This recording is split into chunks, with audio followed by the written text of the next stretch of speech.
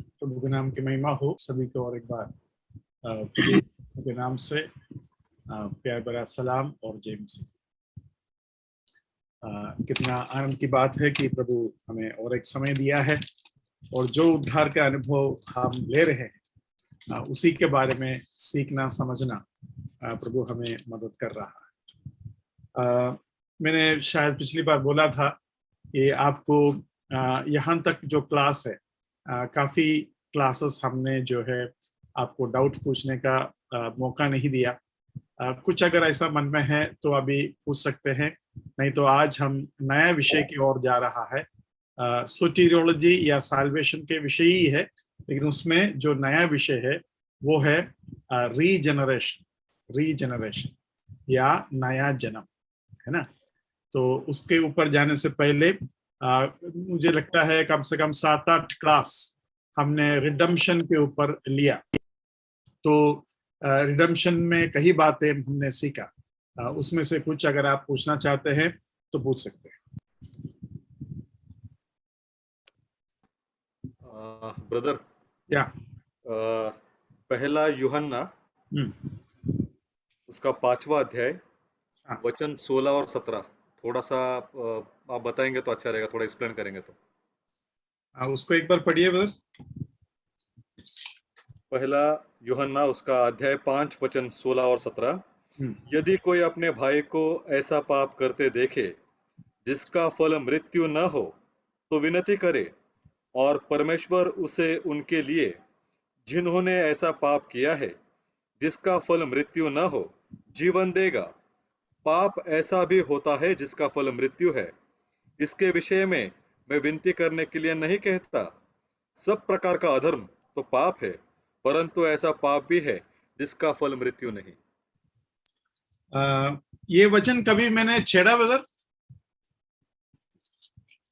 मैंने इस वचन को कभी सिखाया नहीं। तो आज जो डाउट्स हमको पूछना है वो हो सकता है तो जो बातों को हमने सिखाया उसके ऊपर होगा तो अच्छा है, लेकिन अभी आपने पूछ लिया तो जो मुझे मालूम है वो उसमें से मैं बताऊंगा। अभी यहाँ लिखा है मृत्यु के लिए जो पाप है। भाई मृत्यु का पाप कौन सा है? अभी कुछ लोग ऐसे भी सोचते हैं जैसे कि यीशु मसीह कहता है कि जब यीशु मसीह के विरोध में कुछ लोग बोला तो उनको कहा पवित्र आत्मा के विरोध में जो पाप करता है वो कभी माफ नहीं होगा, है ना। तो यीशु मसीह ऐसा कुछ पाप के बारे में बता रहा है जो कभी माफ नहीं होगा। यहां कुछ पाप के बारे में लिखा है जो मृत्यु का कारण है ना। तो ये सब चीजें जो है उसको एक सही पृष्ठभूमि में समझना जरूरी है। तो भाई ने जो पूछा उसके ऊपर मैं थोड़ा सा बताता हूँ। इब्रानी की पत्री निकालिए। इब्रानी की पत्री पता नहीं मैंने छुआ कि नहीं। इब्रानी की पत्री उसके 10वां अध्याय से मैंने शायद आपको बताया था, और एक बार देख लेते हैं। 10वां अध्याय उधर 10 का 26 पढ़िए। 10 का 26। क्योंकि सच्चाई की पहचान प्राप्त करने के बाद यदि हम जानबूझकर पाप करते रहे तो पापों के लिए फिर कोई बलिदान बाकी नहीं। फिर कोई बलिदान बाकी नहीं, ये भी कुछ उस तरीके का एक वचन है। अब देखो मैंने पिछली बार शायद बताया था आपको, एक बार वचन के ज्ञान मिलने के बाद अगर आप यीशु मसीह को स्वीकार ना करें और आगे बढ़ते जाए तो यीशु मसीह को स्वीकार नहीं करना उधर का पाप है। और उस पाप में आगे बढ़ते जाए तो मैं आपको बताना चाहता हूं और कोई बलिदान नहीं है, क्योंकि यहूदियों के बीच में पाप के लिए 3 बलिदान होता था। कौन सा बलिदान होता था? 5 बलिदान पूरा है, 3 बलिदान पाप के लिए होता था। कौन सा है? एक होम बलि, दूसरा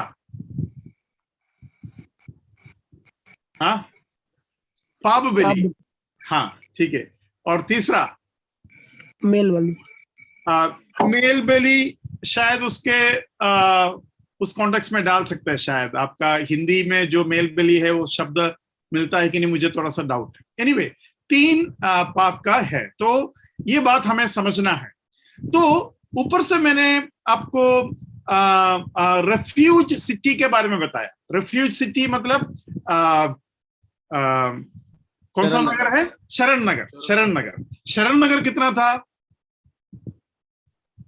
6 शरण नगर था। तो नहीं, 6 शरण नगर था। तो एक शरण नगर में जो नहीं घुसते हैं वो आगे भागकर आगे का शरण नगर में भी घुस सकते हैं, है ना? बदला लेने वाले आने से पहले वो घुस सकते हैं। लेकिन 6वां भी होने के बाद फिर आगे बढ़ेगा तो हम उसको क्या बोलेंगे? और कोई शरण नगर नहीं है। वैसे ही हम बोलता है और कोई बलिदान नहीं है। अरे भाई कहां जा रहे हो? नहीं, मैं अभी भी भाग सकता हूं, बहुत ताकत है मेरे अंदर, और पीछे बदला लेने वाला बहुत दूर है, मैं दूसरा शरण नगर पे घुस जाऊंगा। तो हम बोलेंगे अरे और है ही नहीं और है ही नहीं। ये बात उसको बताया जाता है। और मैंने पिछली बार शायद आपको बताया था 10वें अध्याय में ये जो भाग लिखा है वो अविश्वासी के संबंध में है, इसका उद्धार ही नहीं हुआ। लेकिन हमारा भाई जो पूछा वो उद्धार पाया हुआ व्यक्ति के बारे में है। तो आइए इब्रानी 6वें अध्याय की तरफ आएंगे। उसका 4 से 6 तक पढ़ना पड़ेगा। 4 से 6 तक। क्योंकि जिन्होंने एक बार ज्योति पाई है और जो स्वर्गीय वरदान के स्वाद चख चुके हैं और पवित्र आत्मा के भागी हो गए हैं और परमेश्वर के उत्तम वचन का और आने वाले युग की सामर्थ का स्वाद चख चुके हैं, यदि वे भटक जाए तो उन्हें मन फिराव के लिए फिर नया बनाना अनहोना है, क्योंकि वे परमेश्वर का पुत्र को अपने लिए फिर क्रूस पर चढ़ाते हैं और प्रकट में उस पर कलंक लाते हैं। हाँ, प्रकट में उस पर कलंक लाते हैं। किस पर? यीशु मसीह पर। अभी ये व्यक्ति का खासियत क्या है? उन सारे गुणों में वचन को छक लिया, उद्धार को छक लिया, लास्ट में बोला कि वो पवित्र आत्मा का भागीदार भी है। तो ये व्यक्ति उद्धार पाया हुआ व्यक्ति है। अभी ये व्यक्ति जब पाप करता है तो उसके बारे में लिखा है कि उसको अभी मन फिराव लाने के लिए कुछ मौका नहीं है। उस वचन को दोबारा पढ़ेंगे। 6वां वचन पढ़िए। 6वां वचन। यदि वे भटक जाए तो उन्हें मन फिराव के लिए फिर नया बनाना अनहोना है। हाँ, मन फिराव के लिए नया बनाना अनहोना है। ये आपका पहला योना 5वां अध्याय का उस शख्स से काफी मिलता जुलता है ना? अभी इसका खासियत क्या है?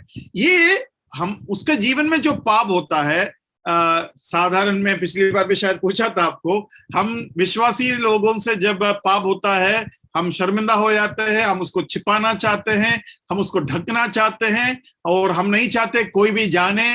अगर जान भी लिया तो तुरंत हम, जैसे कि दाऊद छिपकर पाप किया और जैसे ही नातान ने बोला तुरंत वो गिरकर मन फिराया, मतलब वो फिर आगे बढ़ ही नहीं सकता। लेकिन कुछ विश्वासी ऐसा है जो खुलेआम पाप करेगा। जैसे कि पता नहीं आप लोगों को कभी इसका ये फीलिंग हुआ कि नहीं। मैं जब बच्चा था मतलब दूसरा तीसरा स्टैंडर्ड में जब पढ़ते थे, तो मैं देख रहा हूं कि कई अंकल लोग, कई चाचा मामा लोग, हम तो नामधारी मसीह पृष्ठभूमि से आए, तो वो लोग सिगरेट पीते हैं, ठीक है, या बीड़ी या सिगरेट पीते हैं। तो हमको मालूम है कि हम बच्चे हैं, हमें पीना मना है। तो मैं सोच रहा था ये परिवार में पीने का, परिवार में है ना, चाचा मामा सब परिवार में पीता है ना, दादा डैडी मम्मी, जो मम्मी नहीं है मतलब ऐसे लोग घर में पीते हैं, घर में बीड़ी सिगरेट पीते हैं। तो मैं सोचने लगा ये घर में पीने के रूप में इनको लाइसेंस कब मिला? क्योंकि अभी 6वीं 7वीं 8वीं 9वीं 10वीं में अगर शुरू किया तो 10वीं में तो इनको देगा नहीं, 12वीं में अनुमति देगा नहीं, पहले बार जब सिगरेट पीता है तो घर में अनुमति देगा नहीं, घर में हल्ला मचे, प्रश्न हो जाएगा। लेकिन इन लोगों को कब मिला? ये सारे के सारे बीड़ी पी रहे, तंबाकू खा रहे, जो भी है, इनको घर में का परमिशन मिला कब? क्योंकि ये सब हमारे सामने पी रहे। आपको ये सोच कभी आया है? आया है या नहीं? उसके बाद मैंने ये भी सोचा है, अगर मैं पीता तो मेरे बारे में मेरे मम्मी पापा कितना बुरा मानते, तो क्या ये मेरे अंकल और चाचा मामा जो भी है ये सब बहुत बुरे हैं क्या? ये सब सोच मेरे अंदर आता था। तो आज हमारा बीच में ये लाइसेंस किसी को नहीं है। अभी आप मर्तोमा, जैकोबाइट, ऑर्थोडॉक्स, CNI, फिर रोमन कैथोलिक ऐसा वगैरह जाएंगे, आपको प्रीस्ट भी पीते हुए मिलेगा, केवल दारू नहीं, सिगरेट भी। मैंने एक बार हैरान के ऊपर हैरान हो गया। मैं शायद उस समय शायद 9वीं 10वीं में पढ़ाई कर रहा था। मैं एक शादी एंगेजमेंट के लिए गया, तो उधर एक प्रीस्ट आया, जैकोबाइट प्रीस्ट था, ऑर्थोडॉक्स प्रीस्ट था। तो एंगेजमेंट हो गया, उसके बाद खाना वाना हो गया, और वो कुर्सी में प्रीस्ट है भाई, तो प्रीस्ट को कुर्सी में बिठाया, वो खाना के बाद बैठा हुआ है, आराम से सभी का सामने सिगरेट पी रहा था। और मैं बहुत आश्चर्यचकित हो गया, अरे एक प्रीस्ट सभी का सामने। अभी इसको मैं क्या बोलूं, अगर ये विश्वासी होता तो। बाइबल कहता है जब परमेश्वर यीशु मसीह का अपमान प्रकट में करते हो, तब फिर कुछ बाकी बचा ही नहीं। इसको शर्म नहीं है, इसको नंगापन समझ में नहीं आ रहा है, ये पाप तो कर ही रहा है और सभी का सामने करे। अरे हम प्रीस्ट के, अरे प्रीस्ट ने किया, हम कौन है? हाँ जी, हम प्रभु के क्या बोलते हैं, बच्चे हैं, और प्रभु महायाजक है और हम याजक है। ये बात आपको मान में होना चाहिए। याजक इस्राएल में कौन बनता था? संभाल के उत्तर देना। याजक इस्राएल में कौन बनता था? एकदम करेक्ट आंसर होना चाहिए। जिसको मालूम था वो भी डर गया होगा। ये जूम मीटिंग है। हाँ जी बोलिए। लेवी का घराना। इसलिए मैंने बोला ध्यानपूर्वक बोलो, लेवी के घराना याचक बन सकता है क्या? सही में बोलेगा तो बन सकता है, सही में नहीं बन सकता है। तो दो झुंड यहां हो गया, बताइए क्यों नहीं बन सकते? जेनेसिस चैप्टर 49 जहाँ पे याकूब उनका उल्लेख करता है आशीर्वाद देते समय, और वो कहता है कि लेवी का घराना, मैं तो उनसे डरता हूँ। नहीं वो ठीक है, लेवी का घराने के सारे लोग याचक क्यों नहीं बन सकते? कुछ लोग तो बन सकता है ना, तो सारे लोग क्यों नहीं बन सकते, या कुछ लोग ही क्यों बनते हैं? जो प्रश्न पूछा ठीक उसका आंसर देने का। लेवी के सारे लोग याजक बन सकता है या नहीं? कुछ लोग बोला हाँ, कुछ लोग बोला नहीं। तो मैं ये पूछ रहा हूं, अच्छा ये बताइए एग्जैक्टली कौन बन सकते हैं याजक? मतलब हारून के वंशज। हाँ, हारून का ही बच्चे होना चाहिए।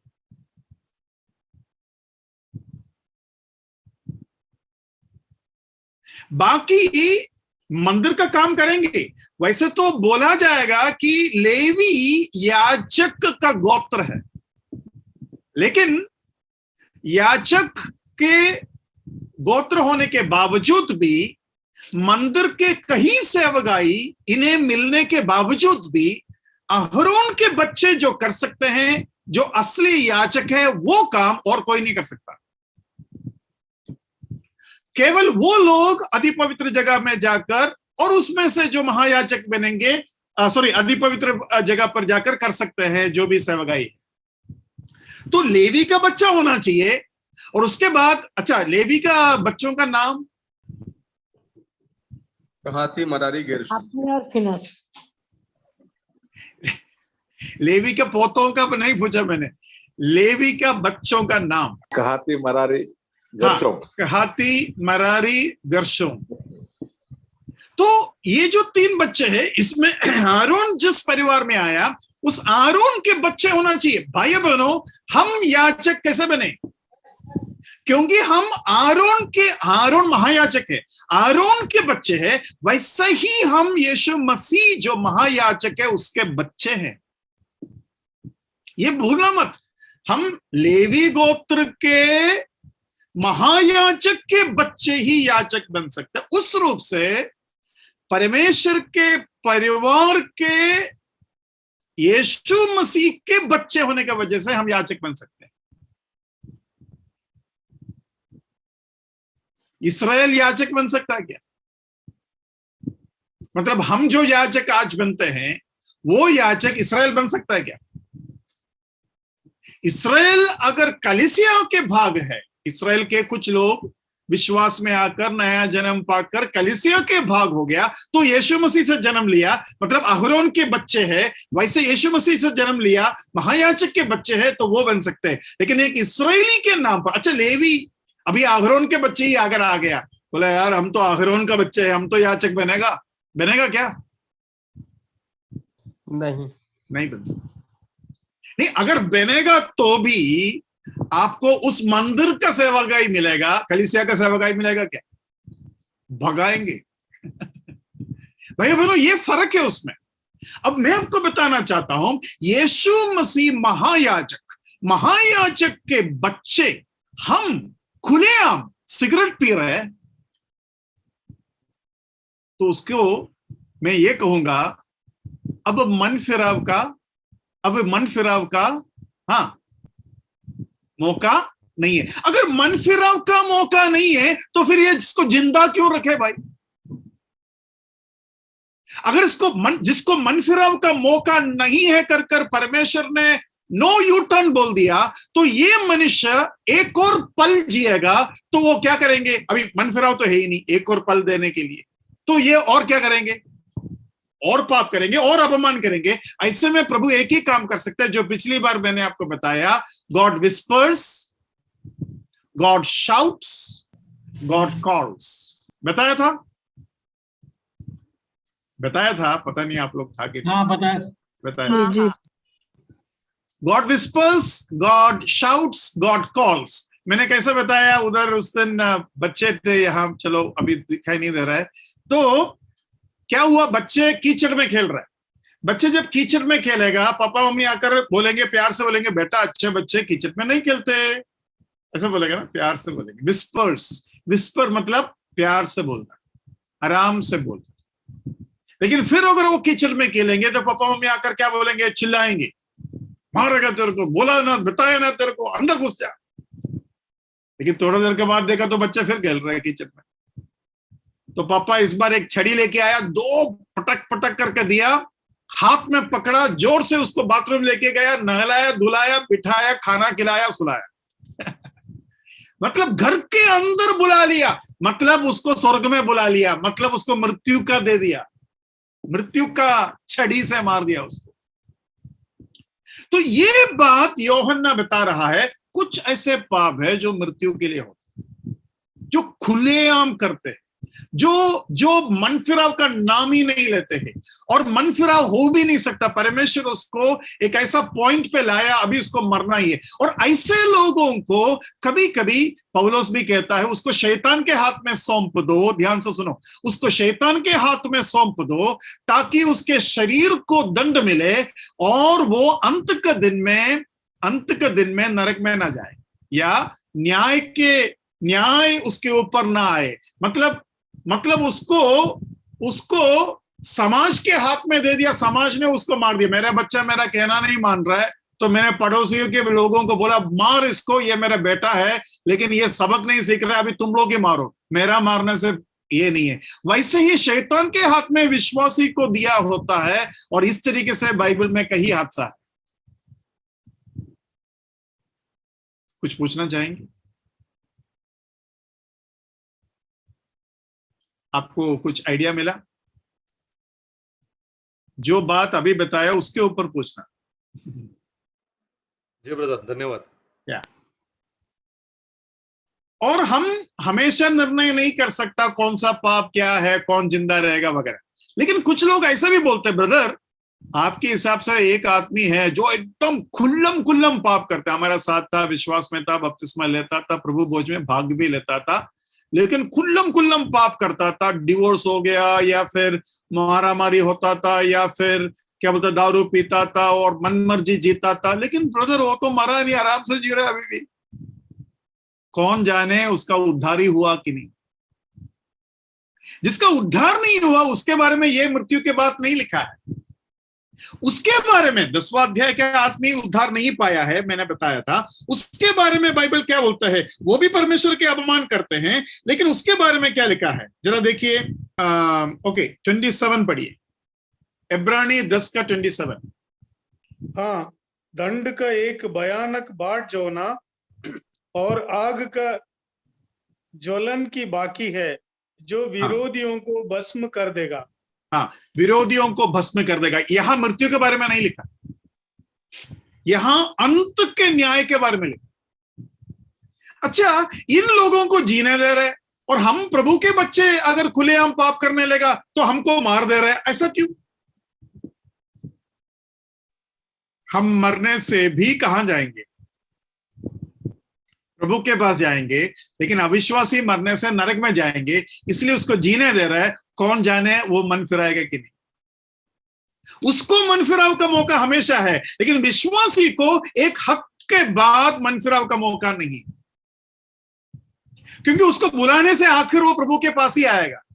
उसको जिंदा रखने से वो और पाप करते रहेंगे, तो उसको बुलाना ही ठीक है।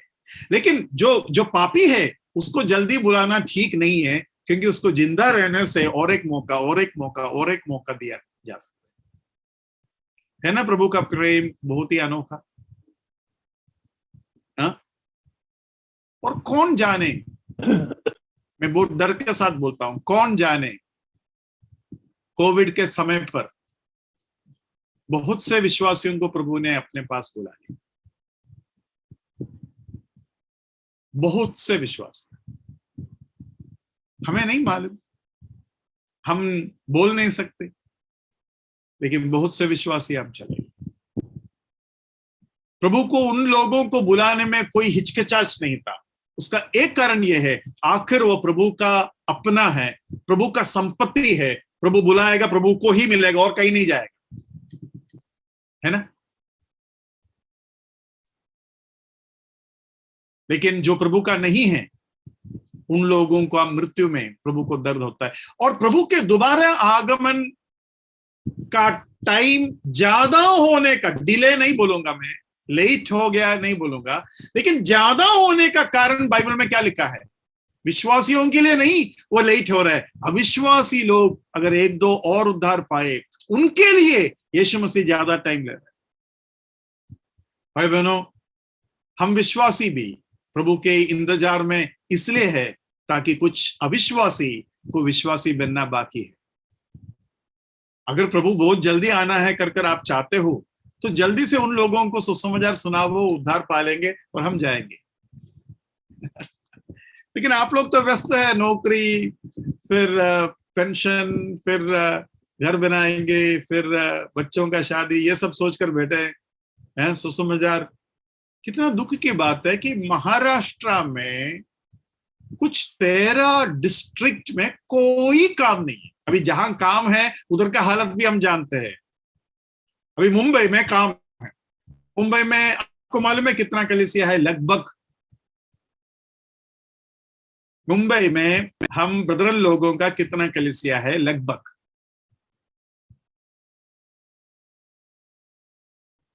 75 कलीसिया। 75 कलीसिया है। विश्वास करोगे? 75। कितना सेवक होगा? लगभग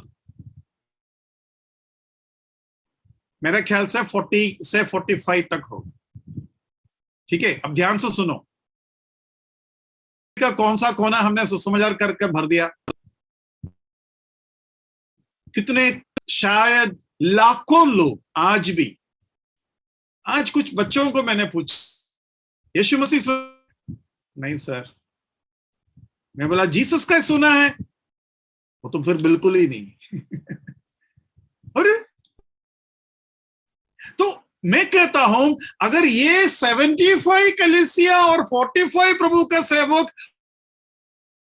सेवकों का बराबर लोग हैं, यहां जो वचन सीखने के लिए लोगों को मैं कहूंगा, एक सेवक को जिस तरीके से सुसमाचार सुनाना चाहिए उतना मौका आपको मिलते हैं, और अब कई लोग सुनाते भी हैं। यहां के हालत आप जानते हैं, कितने लाखों यीशु मसीह के बारे में नहीं सुना है।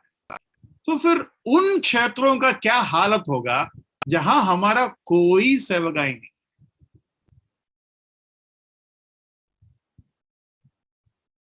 भाई बहनों, प्रभु का बुलावा अगर आपको मिलता है, सेवकाई में उतरिए। एक दूसरा, ऐसे जगहों पर जाइए जहां सेवक लोग नहीं हैं, कलीसिया नहीं है, ऐसा क्षेत्र निकालिए प्रभु से प्रार्थना और अगुवाई पाते हुए, और ऐसे जगहों पर रहिए और सेवा कीजिए।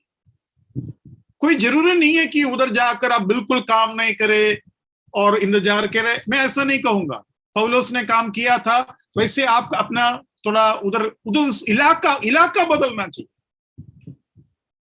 इलाका उन इलाकाओं में जहां सेवा नहीं है, और उधर जाकर कुछ भी आप काम करें, या आजकल ऑनलाइन काम कर सकते हैं तो ऐसा काम करें। कम कमाएंगे लेकिन आराम से हम जिएंगे। मैं बोलता हूं, मुंबई में जो 25,000 में जो नहीं जी सकता, वो गांव में 10,000 में राजा बनकर जी सकते हैं। मानते हो इस बात को?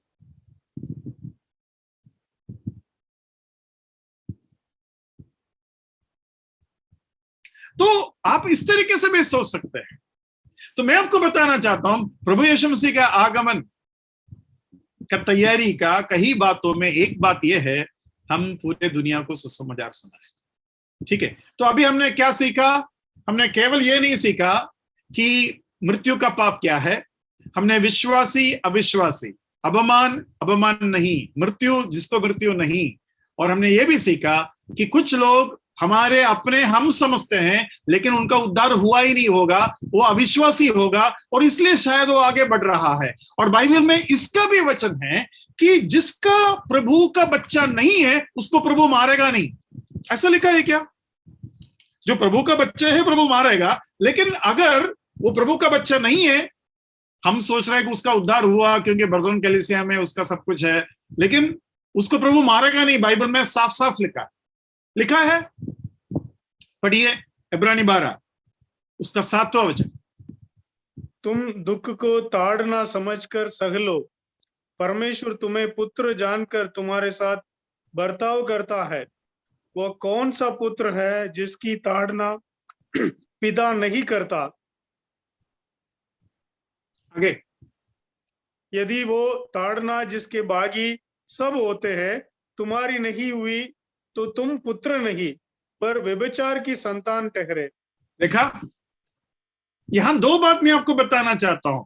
दुख को ताड़ना समझना, जीवन में जब भी दुख होता है, हम आपके बारे में ताड़ना नहीं समझना चाहिए। आपको कुछ दुख हुआ, हाँ प्रभु ने तुमको ताड़ना दिया, ऐसा नहीं सोचना चाहिए।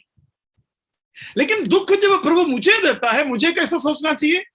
ये प्रभु का ताड़ना है। अभी ताड़ना जो शब्द है और दंड जो शब्द है, उसका दो मीनिंग है।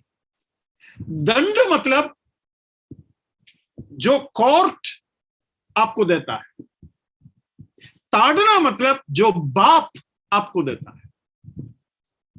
बाप जब आपको मारता है उसको ताड़ना बोला जाता है, और कोर्ट जब आपको जेल में डालता है उसको दंड बोला जाता है। और इंग्लिश में मैं कहूं तो वो शब्द ध्यान से सुनना, अगर पप्पा आपको मारता है उसको बोलते हैं चेस्टनिंग।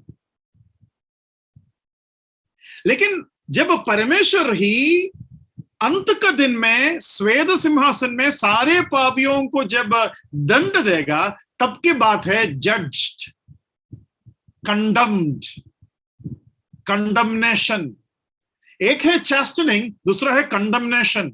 और कंडमनेशन के बारे में रोमी 8:1 में क्या लिखा है? जो प्रभु यीशु मसीह में है, हाँ, उन पर दंड की आज्ञा नहीं है। दंड की आज्ञा नहीं है। और उधर इंग्लिश में लिखा है unto him there is no condemnation, those who are in Jesus Christ they are not condemned। तो ये चीज आपको समझना है। तो ऐसा भी हो सकता है।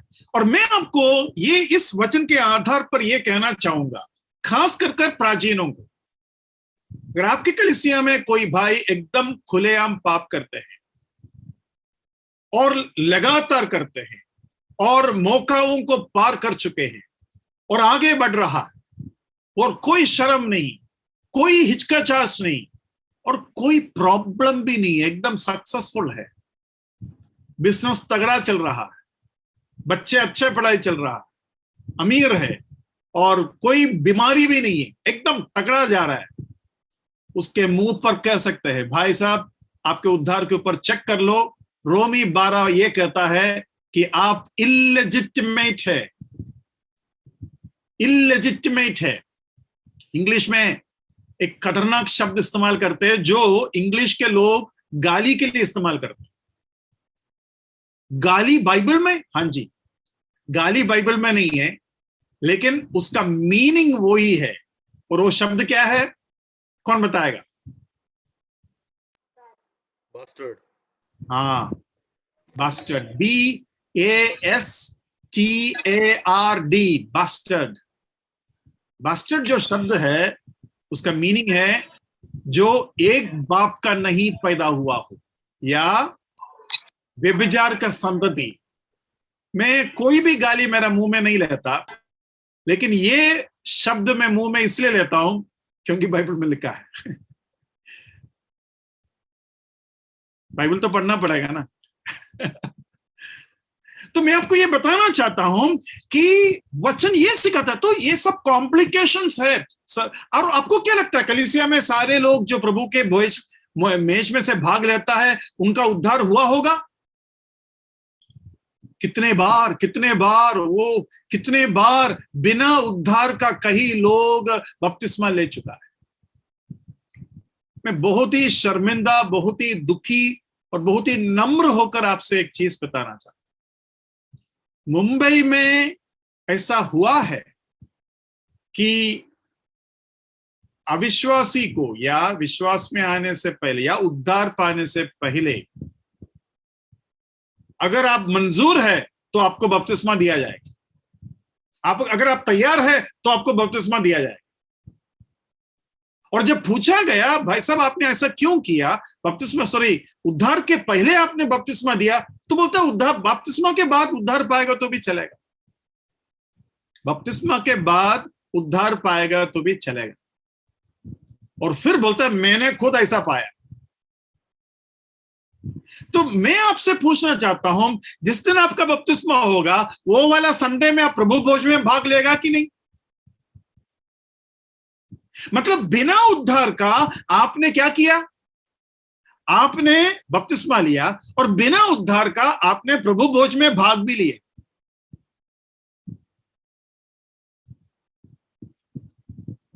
ये मृत्यु दंड का पाप है।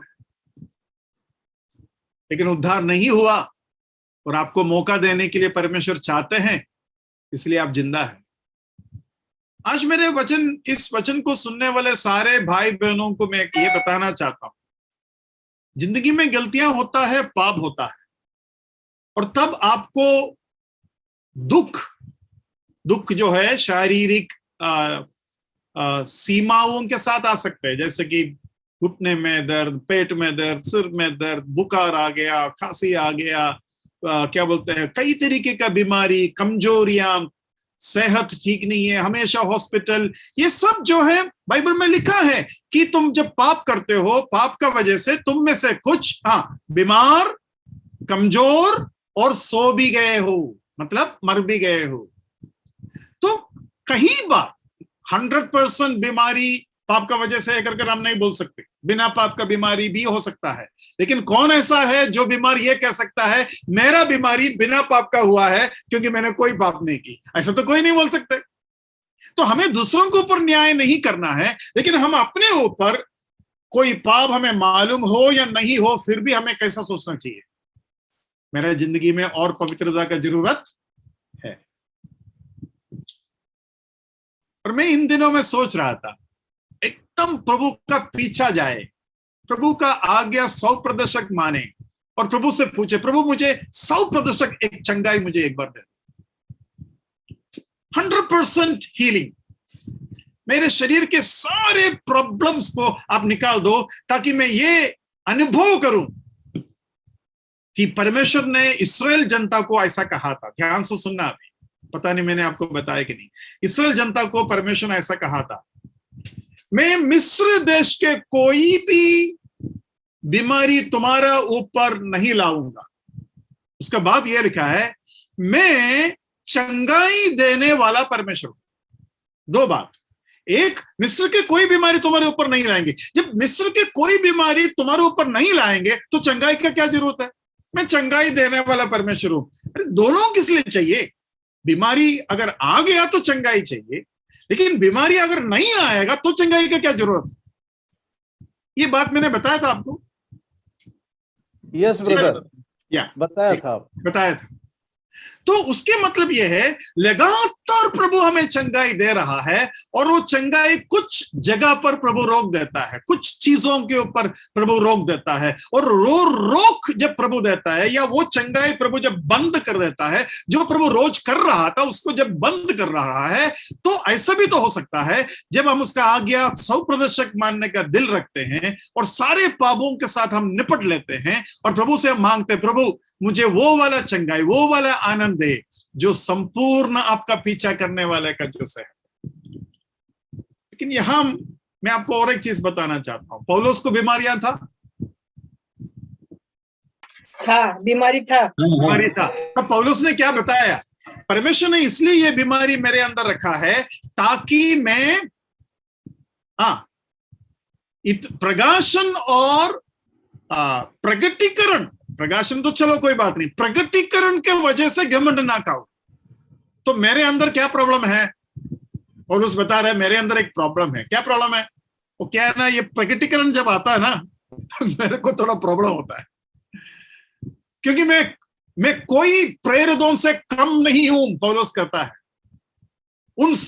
उन उत्तम से उत्तम प्रेरितों से भी मैं बढ़कर हूं, या उससे भी मैं कम नहीं हूं। मतलब इतना वो दावा करता था। उनका तो चलो दावा करने का कुछ था भी उनके आस, लेकिन हम जो है प्रगटीकरण तो है ही नहीं। आज प्रकाशन का एक कोना भी कमेंट्री पढ़कर भी थोड़ा सा मिल गया तो कितना घमंड है। थोड़ा सा बाइबल स्कूल जाकर आते हो तो प्राचीन का कहना फिर मानेगा नहीं, अरे मैं बाइबल स्कूल में जाकर आया हूं, अभी प्राचीन का ऊपर हूं। प्रेरित पौलुस ने कहा मैं प्रेरितों से बिल्कुल कम नहीं हूं, लेकिन बाइबल स्कूल से जो आएगा ना कोई तो बोलता है मैं किसी से भी कम नहीं हूं। तो ये परेशानी होता है ना? ठीक है, अभी जो भी हमने अभी एक काफी चीजें हमने टच किया, उसको एक अच्छा सा नोट बनाकर आप रखो, काम आएगा, सिखाने के लिए भी काम आएगा, और आपको अपने जीवन में जो भी होता है उसको देखने के लिए भी काम आएगा। और मैं और एक बार आपसे विनती करूंगा कि अगर कोई पाप कर रहा है और प्रभु आपको नहीं मार रहा तो डरो। प्रभु अगर मार नहीं रहा है तो डरो। लेकिन प्रभु आपको मार रहा है, पाप है, मार भी मिल रहा है, लेकिन उसमें एक आश्वासन है।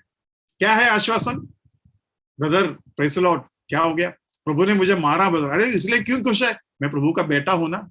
इतना तो है, मैं स्वर्ग में तो जाऊंगा ना। मैं प्रभु का बेटा हूं, मेरा उद्धार पक्का है, मैं उद्धार पाया हुआ व्यक्ति हूं। प्रभु मुझे मारता है ब्रदर, मारता है मुझे प्रभु। जो नहीं मारता है ना, वो शायद ऐसा कहना चाहिए, अरे जिसका पप्पा है उसको कितना प्यार से मार मिलता है, लेकिन मुझे मारने के लिए कोई नहीं है दुनिया में। उस भाग को और एक बार चाहूंगा कि आप पढ़े ताकि आपको समझ में आए। इब्रानी 12:7 और 8। तुम दुख को ताड़ना समझकर सह लो, परमेश्वर तुम्हें पुत्र जानकर तुम्हारे साथ बर्ताव करता है। वो कौन सा पुत्र है जिसकी ताड़ना पिता नहीं करता? यदि वो ताड़ना जिसके बागी सब होते हैं तुम्हारी नहीं हुई तो तुम पुत्र नहीं पर व्यभिचार की संतान ठहरे। बस उसका 11 पढ़िए।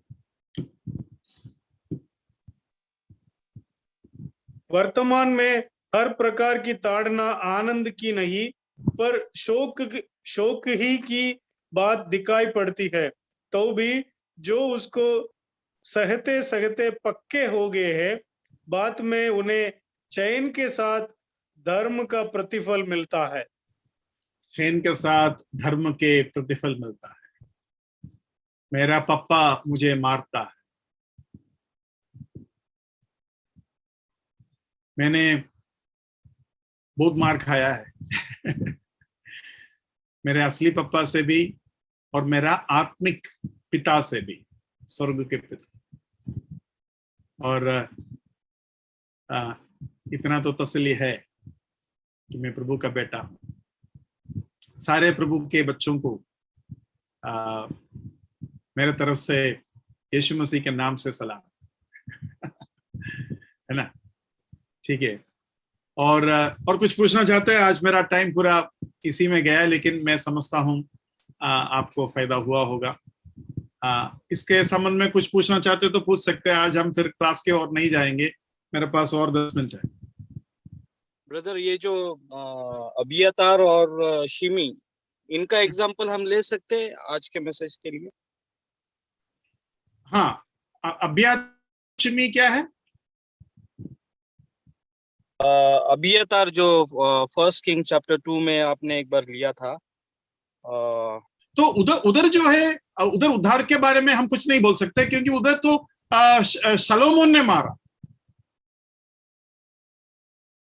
है ना, है कि नहीं? यस। तो उधर हम ये जो नया नियम की जो बातें हैं, उधर हम पुराना नियम में एकदम परफेक्टली अप्लाई होना, क्योंकि पुराना नियम का उद्धार का तरीका में थोड़ा फर्क है, नया नियम का उद्धार जैसा नहीं। अभी अबियातार जो है ना, काम कर रहा था, तो उसका उद्धार नहीं हुआ कर नहीं बोल सकते। उसका जिंदगी में अभी शिमेई के बारे में मैं ज्यादा कुछ नहीं बोल सकता। वो अभी में श्राप निकाला, तो हम एकदम कुछ नहीं बोल सकते, लेकिन नया नियम में हम थोड़ा बहुत उस रूप से बोल सकते। पुराने नियम के हर चीज हम एकदम पक्का होकर बोलना थोड़ा मुश्किल हो जाता। ठीक है, ओके, थैंक यू। हाँ ब्रदर, जो कलीसिया में प्रभु भोज ले रहा है और बैप्टिज्म उसका हुआ है और प्रभु भोज ले रहा है, लेकिन कुछ ऐसी बात होती है कि उसके उद्धार के विषय में शक हो जाता है, तो उसको प्रभु भोज लेने से रोकना चाहिए या नहीं, या फिर उसका प्रभु भोज लेना उसके बावजूद उचित है या नहीं? देखो, उस भाई के जीवन में अगर कुछ ऐसे पाप है जो खुल्लम है, तो उसको तो हमें कलीसिया को बोलना पड़ेगा। अगर खुल्लम नहीं है तो कलीसिया एकदम से नहीं बोल पाएंगे, लेकिन हम प्रभु का सेवक के रूप में या प्राचीन के उस जगह पर खड़े होकर उनसे हम कह सकते हैं, ब्रदर आपका जीवन में कुछ ऐसे बातें हैं जो आपको सुधारना है। लेकिन अगर बाहर उस बात को हमें समझ में आ गया, तो हम उनको कह सकते हैं, ब्रदर आप प्रभु भोज से थोड़ा अपने आप को दूर रखेगा तो अच्छा रहेगा, क्योंकि वो आशीष से ज्यादा आपका जीवन में खतरा पैदा करेंगी। और ये बात हमें पहले सीक्रेटली बोलना पड़ेगा, और उसके बाद हमें उसको 2 लोग या 3 लोगों के साथ जाकर बोलना पड़ेगा, और फिर भी नहीं मानते तो पब्लिकली उसको डील करना पड़ेगा। लेकिन अगर उसके पाप पब्लिक है, उसके पाप एकदम खुलेआम है। व्यक्तिगत में जाकर बोलने से काफी नहीं है, क्योंकि कलीसिया वो देख लिए। तो कलीसिया को ये नमूना देना पड़ेगा कि कलीसिया ऐसे चीजों को बिल्कुल बर्दाश्त नहीं करे, तो उसका एक्शन जो है खुलेआम होना पड़ेगा। जो सीक्रेट है उसका एक्शन सीक्रेट कर सकते हैं, जो तो उसका एक्शन भी खुलेआम होना पड़ेगा, क्योंकि खुलेआम पाप अभी कलीसिया को पता नहीं कि प्राचीन लोग इसको मान्यता दिया है या नहीं, या खुलेआम पाप तो कर रहा है, कलीसिया कुछ बोल नहीं, है ना। जैसे कि सोचो कि कोई बहन सिंदूर वंदूर सब लगाकर आ रहे हैं और बपतिस्मा भी दे दिया और क्या बोलते मतलब कुछ ऐसे काम कर रहा है और बपतिस्मा भी दे दिया, प्रभु भोज भी चल रहा है और कलीसिया कुछ बोल नहीं रहा है, तो बाकी औरतों को क्या मैसेज जा रहा है? ये मैसेज जा रहा है कि लगता है हम नहीं है, ठीक है चलता है, तो ये मैसेज को रोकना पड़ेगा। तो कलीसिया को एक्शन उस समय जो है कभी कभी खुलेआम भी करना पड़ता है या खुलेआम बोलना पड़ेगा। तो इन बातों को हम मान्यता नहीं दे सकते, अब ये करना मना है और कलीसिया इस बात को जान ले कि हम एक्शन लेंगे। ये सब एक ही झटके सारे बातें बोलना आसान नहीं है, लेकिन थोड़ा बहुत आपको ब्रदर पहला यूहन्ना अध्याय 3:9 में लिखा है, जो कोई परमेश्वर से जन्मा है वह पाप नहीं करता, क्योंकि उसका बीज उसमें बना रहता है, और वह पाप कर ही नहीं सकता क्योंकि परमेश्वर से जन्मा है। तो क्या जिसका उद्धार हुआ है वह पाप कर ही नहीं सकता, ऐसा है क्या? हाँ, उधर एक तो लिखा है सिन, पापोम नहीं लिखा है, पाप है ना। तो वो जो पाप है वो नया जन्म पाना या नहीं पाना, उसके वो एक मीनिंग है। अगर वो मीनिंग है तो फिर अभी देखो, जिसने नया जन्म पाया वो उस नया जन्म को रिवर्स कर सकता है क्या? अभी मैं प्रभु का बेटा नहीं हूं, ऐसा एक हालत में नहीं आ सकता। अभी मेरा 2 बच्चे हैं, वो 2 बच्चे बहुत पाप कर सकते हैं, लेकिन ये पाप नहीं कर सकता कि मेरा बच्चा ना रहा। वो वाला पाप तो इम्पॉसिबल है, मतलब it can not be reversed. वो एक मीनिंग है। दूसरा मीनिंग ये है, आप पाप जो विश्वासी है, जो असल में उद्धार पाया, वो पाप करते ही नहीं रह सकता, या पाप करेगा तो भी उसके पूरे आस्वादन उसको नहीं मिलेगा। मतलब आपके जीवन में जब पाप होता है, कुछ ऐसे पाप जो आपको अच्छा लगता है, आप उसका मजा ले रहे हैं, लेकिन मजा लेते वक्त भी आपके दिल में क्या होगा? चोट भी लग रहा होगा। एक अविश्वासी जिस तरीके से मजा ले रहा है, उस तरीके से विश्वासी पूरा मजा पाप का नहीं ले पाते, हमेशा उसको प्रॉब्लम रहता है ना।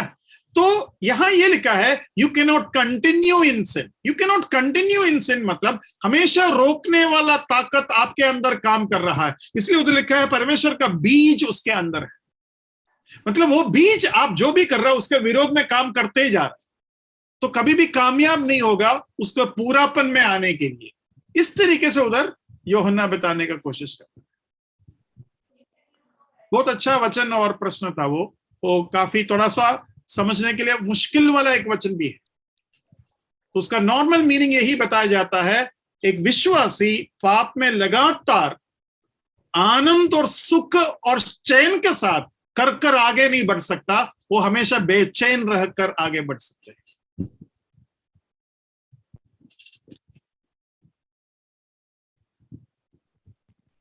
अंकल जी एक सवाल था। हाँ जी, ये भी है ब्रदर, एक बोल सकते हैं क्या? लोट का उदाहरण दे सकते हैं क्या इस बारे में? क्या लोट के बारे में बता सकते हैं क्या इस बारे में, जो अभी सवाल पूछा था भाई ने, तो अभी एक्सप्लेनेशन दिया आपने, वो लूट की जीवन के बारे में जैसे था कि मतलब उसको बार बार वो बातें लग रही थी कि ये पाप है और ये सब चीजें, लेकिन उसके परिवार में सारी चीजें हो रही थी और वो वहां पे रह रहा था। तो उसका तो मतलब हम बोलते कि वो मतलब वो धर्मी पुरुष माना गया और ये सारी चीजें हैं। तो क्या वो मतलब सटीक है दोनों जो अभी ब्रदर भाई ने जो सवाल पूछा उसके लिए ये उदाहरण जो लोट का उदाहरण है, क्या ये सटीक है?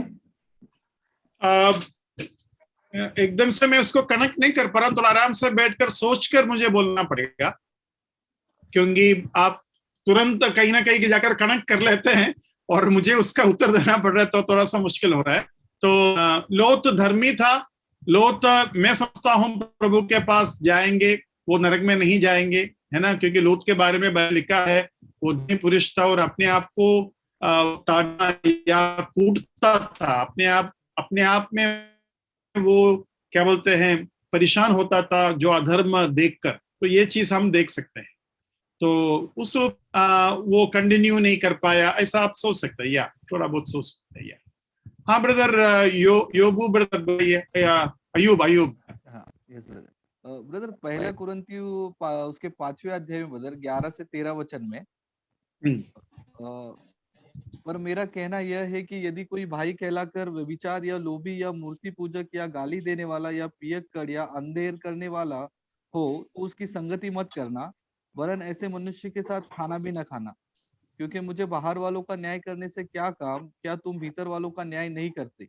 परंतु बाहर वालों का न्याय परमेश्वर करता है, इसलिए उस कुकर्मी को अपने बीच में से निकाल दो। तो ब्रदर अभी इब्रानियों की पत्री 12वें अध्याय में जैसे पढ़ा हमने, आपने बताया ब्रदर 7वें वचन में कि परमेश्वर ताड़ना देता है। उस समय में ब्रदर ऐसे पाप जब कलीसिया में जैसे खुलेआम आपने बताया कि वो खुलेआम पाप कर रहा है, वो सबके सामने कर रहा है, तो उस समय ब्रदर हमारी प्रतिक्रिया क्या रहे उस भाई के प्रति और उस बहन के प्रति? तो यहाँ जो बाइबल में लिखा है ना कि उसके साथ खाना भी मत खाओ, उसको कलीसिया से संगति से निकालो, सब बताया ना। तो वो ही हमें करना है, वो ही हमारा प्रतिक्रिया होना चाहिए। जहां लिखा है आपने तो पढ़ लिया, क्या करना है करके तो लिखा है ना। तो अभी हाँ, पौलुस ने जो बोला उसका ऊपर नीचे मैं तो कुछ नहीं बोल सकता ना। तो पौलुस अभी उस तरीके का जो पाप अगर चल रहा है, तो पौलुस ने जो बातें मीदा बताया उसी रूप से उसके विरोध में हमें एक्शन लेना पड़ेगा। और ब्रदर ऐसा कोई गुप्त पाप जो संघी विश्वासी या कोई कर रहा है, तो मैं एक विश्वासी के तौर पे ब्रदर उसको क्या कर सकता हूँ उसको जिताने के लिए? गुप्त पाप मतलब आपको नहीं पता है तो फिर आप कुछ नहीं कर सकते, लेकिन अगर आपको पता है तो ये बात प्राचीनों को बोलना चाहिए, प्राचीन उनको जाकर व्यक्तिगत रूप से बोलना चाहिए, क्योंकि वो गुप्त पाप है। और अगर वो नहीं मानते तो फिर आगे का एक्शन लेना पड़ेगा। अगर वो खुलेआम करते हैं तो बात अलग है। लेकिन यहाँ और एक फर्क है, फर्क ये है, यहाँ कलीसिया को ये पाप नहीं लग रहा, या ये पाप गंभीर नहीं लग रहा, क्योंकि कोरिन्थी कलीसिया अन्य जाति लोगों का एक कलीसिया था और इन लोग नए नए विश्वास में आए थे, और कोरिन्थ के लोग वैसे भी बहुत ही इमोरल लोग थे। तो इनको इनके बीच में थोड़ा बहुत इन बातों का मतलब चलता है वाला फीलिंग था। तो पौलुस बोलता है यार तुम लोग दुखी भी नहीं हो रहे कि इतना बड़ा पाप इसमें हो रहा है जो अन्य जातियों में भी नहीं होता। तो कोरिन्थ का कलीसिया का ये प्रॉब्लम था। तो उसका वजह से जो है उधर का जो रवैया और तरीका में थोड़ा फर्क है, लेकिन फिर भी फाइनल एक्शन जो है पौलुस ने जो बोला वो ही है, और कुछ नहीं। तो ब्रदर बहुत लोग ऐसा भी सेंटेंस यूज करते हैं कि अभी जैसे ताड़ना का विषय हमने पढ़ा कि परमेश्वर न्याय करेगा, हमको कुछ नहीं करना है। नहीं, उसमें क्या है, परमेश्वर देखो यहाँ लिखा है ना, हमें तो एक्शन करना है। यहाँ ये लिखा है हमें अन्य जाति लोगों को दंड या उनका क्रिटिसिज्म नहीं करना, लेकिन अपने विश्वासियों को तो करना ही पड़ेगा, क्योंकि बाइबल में लिखा है कि प्राचीन एक चरवाहा है और वो चरवाहा भेड़ों का अगर गलती होता है तो चरवाहा से पूछा जाए। ये चरवाहा का काम है। चरवाहा को पता होना चाहिए कलीसिया के हर भेड़ों का हालत क्या है। उनको पूछताछ करना पड़ेगा, जाकर मिलना पड़ेगा, उनको घर में बुलाना पड़ेगा, सब कुछ करना पड़ेगा। मेरा समझ और मेरा पढ़ाई के अनुसार मैंने यह समझा है प्राचीन सबसे ज्यादा हॉस्पिटैलिटी करने वाला आदमी होना चाहिए। सबसे ज्यादा हॉस्पिटैलिटी मतलब अतिथि सत्कार। क्यों? वो घर में सारे विश्वासी को बारी बारी में बुलाकर बात करना पड़ेगा उसको। क्यों? तभी उसको पता चलेगा अंदर क्या चल रहा। और इसी तरीके से वो घरों में जाना भी चाहिए, है ना। खास कर कमजोर लोग जो अच्छे हैं उनके पास जाने के लिए सभी को अच्छा लगता। वो नहीं बोल रहा हूं मैं, खाओ पियो मजा करो वो वाली बात नहीं बोल रहा हूं। जो आपको बुलाएगा आप उनको भी बुलाओ, वो भी नहीं बोल रहा हूं। ऐसे लोगों को बुलाओ जो नहीं आते हैं या आने के बाद भी चुप रहते हैं या सही नहीं जीते, ऐसे लोगों को बार बार बुलाओ, उनको लेके आओ, है ना। ब्रदर इसी के छुटकारे के विषय में एक क्वेश्चन था ब्रदर, वही जोर से ब्रदर। छुटकारे के विषय में एक क्वेश्चन था ब्रदर। हाँ, जैसे अभी बहुत सारे लोग ब्रदर जो मेरे फ्रेंड्स है ब्रदर, कुछ 7th डे वाले भी है, तो उनमें मेरे में कोई ऐसा अलग पन नहीं लगता, पर उनका जो उद्धार के विषय में ब्रदर वो सैटरडे साबित मनाते हैं। और बहुत सारे लोग ब्रदर जैसे पहले महीने के 14वें दिन ऐसा कुछ बोलते हैं कि पर्व तभी मनाया गया, फसह का पर्व तभी मनाए। तो उनका छुटकारे के विषय में ब्रदर हमको उनको सुसमाचार सुनाना है या उनका उद्धार हो चुका है? उनको सुसमाचार सुनाना है ब्रदर, क्योंकि प्रभु यीशु मसीह जो छुटकारा दिया उसमें से कई बातें अभी भी उनको छुटकारा नहीं मिला। अभी भी वो सबत में पड़ा है, मतलब छुटकारा कहाँ? वो मत खाओ, ये मत खाओ, उधर मत करो, ये काम मत करो, है ना। मैं बोलता हूं अगर उनको सबत मनाना है तो उनको बोलो आप पहले खतना भी कर ले, है ना। ठीक है, thank you brother, thank you. और कोई भाई पूछ रहे थे? हाँ मैं हाँ बोलिए ब्रदर। हाँ मैं ये बोल रहा था कि जैसे कि आपने अभी कहा कि कलीसिया में कोई भाई अगर इस तरह से बर्ताव है तो उसके खिलाफ कार्रवाई होनी चाहिए, ये सारी चीजें आपने बताई। और उसी तरह अगर समझो कोई प्राचीन है और उनसे कुछ गलतियां होती है तो उनके बारे में मतलब क्या है? उनके बारे में प्राचीन बाइबल में कभी भी एक नहीं होता, प्राचीनोम होता है। तो जो प्राचीन उस कलीसिया में दूसरा है वो उनको एक्शन लेना चाहिए। और कलीसिया के जो विश्वासी है प्रार्थना करे कि प्राचीन को ये बात समझ में आए, या प्राचीन को बताना भी ठीक है, लेकिन आपको इंतजार करना पड़ेगा जब तक प्राचीन उसके ऊपर एक्शन नहीं लेते हैं। और इसके सबसे बड़ा काम विश्वासी को यह है कि वो प्रार्थना में रहे ताकि प्राचीनों को ये बात समझ में आए कि फलाना प्राचीन गलती कर रहा है और उनको रोकना चाहिए। और जो हम प्राचीनों का एक्शन अक्सर स्लो होता है, और स्लो होने का वजह से ही उनको प्राचीन बनाया जाता है। आपको बनाया होता तो आप कब का मार दिया होता है ना। माफ करना, मैं आपको नहीं बोल रहा हूं, मतलब हम चाहते हैं कि तुरंत एक्शन लो। लेकिन प्राचीन लोगों को परमेश्वर जब चुनता है, मूसा आरोन जैसे लोगों को चुनता है ताकि वो जल्दी से हाथ ना रखे, तो वो बहुत ही सावधानी के साथ काम करते हैं और प्रभु की अगुवाई के बिना वो आगे नहीं बढ़ता। तो कई बार प्राचीनों का जो एक्शन है वो हमको समझ में नहीं आता ऐसा क्यों है, लेकिन गलती भी होता है, ऐसी बात नहीं है। प्राचीनों के क्या बोलते हैं, नाइंसाफी या प्राचीनों का ठंडापन वो भी है, लेकिन आपको कोई भी हालत में आवाज उठाना, गुस्सा करना, ये इन सारे चीजों का हक नहीं है। जैसे दाऊद शाऊल को हमेशा अभिषिक्त बोलता था, वैसे ही प्राचीनों के बारे में आपको डर कर रहना पड़ेगा। चाहे प्राचीन में गलती हो या ना हो, वो दूसरे प्राचीनों के सहारे से एक्शन होना चाहिए। ब्रदर सलाम। सलाम। एक प्रश्न ब्रदर, मत्ती 16 का 27 और 28 वचन में ऐसा लिखा है, मनुष्य का पुत्र अपने स्वर्गदूतों के साथ अपने पिता की महिमा में आएगा और उस समय वह हर एक को उसके कामों के अनुसार प्रतिफल देगा। लेकिन 28 वचन में ऐसे लिखा है कि प्रभु कहता है, मैं तुमसे सच कहता हूं कि जो यहाँ खड़े हैं उनमें से कुछ ऐसे हैं कि वे जब तक मनुष्य के पुत्र को उसके राज्य में आते हुए न देख लेंगे तब तक मृत्यु का स्वाद कभी न चखेंगे। ये 28 वचन मुझे जरा उसमें कुछ समझ में नहीं आ रहा है ब्रदर। 28 वचन ऐसा है कि योहन, अभी इस तरीके का समझ है, मतलब मैं यही है उत्तर करके नहीं बोल रहा हूं, लेकिन समझ ये है, योहन्ना को मारने का काफी कोशिश किया गया, वो मर ही नहीं रहा था। ऊपर से उसको लास्ट में उबलने वाला तेल के अंदर डाला, फिर भी नहीं मरा। उसके बाद उसको पतमोस के ताबू में काबू में छोड़ दिया। पतमोस के टापू में जब छोड़ दिया तो उधर उसने परमेश्वर के राज्य आने का पूरा दर्शन देखा। तो बोलता है कि वो मृत्यु को नहीं चखेंगे जब तक वो परमेश्वर के पुत्र राज्य में आते हुए नहीं देखोगे। तो ये अनुभव यूहन्ना प्रेरित के अंदर हुआ था। तो ये एक कारण कुछ लोग बोलते हैं, लेकिन कुछ लोग ये भी बोलता है कि प्रभु यीशु मसीह जब पवित्र आत्मा को पिता के ओर से भेजा, तब परमेश्वर का राज्य शुरू हो गया, है ना। अभी हम परमेश्वर के राज्य के अंदर है, क्योंकि परमेश्वर हमारे बीच में है, परमेश्वर हमारा राज कर रहा है उस रूप से। क्योंकि यीशु मसीह ने बोला ना, अगर मैं पवित्र आत्मा से दुष्ट आत्माओं को भगाता हूं, परमेश्वर का राज्य अब तुम्हारा बीच में है। तो उस मीनिंग से भी कुछ लोग लेते हैं। लेकिन यहां लिखा है शैल नॉट टेस्ट डेथ, मतलब मृत्यु देने का कोशिश कर रहे हैं लेकिन ये मर नहीं रहा, वो मृत्यु है ना। उस वचन में ऐसे लिखा है ना, जरा पढ़िए 28 को पढ़िए।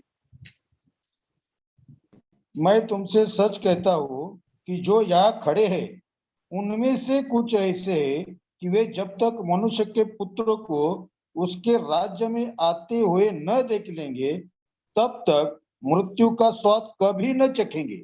हाँ, मृत्यु का स्वाद नहीं चखेंगे, मतलब उसको देने का कोशिश कर रहा हूं लेकिन वो मर नहीं रहा है। ये यूहन्ना का साथ हुआ था। तो ये दो जो मतलब कारण हमारे बीच में है। Thank you brother. टाइम 9:37 हो गया। आपको अगर कुछ डाउट है तो अगले हफ्ते भी पूछ सकते हैं, लेकिन अपने जो विषय के सीमा में रहने का कोशिश कीजिए। नहीं हैगा तो भी कोई बात नहीं, लेकिन ज्यादातर हमारा विषय के सीमा के अंदर रहने का कोशिश कीजिए। धन्यवाद।